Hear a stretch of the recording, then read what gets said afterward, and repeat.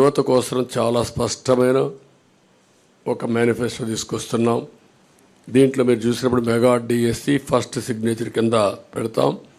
ప్రతి సంవత్సరం job calendar ఉంటుంది.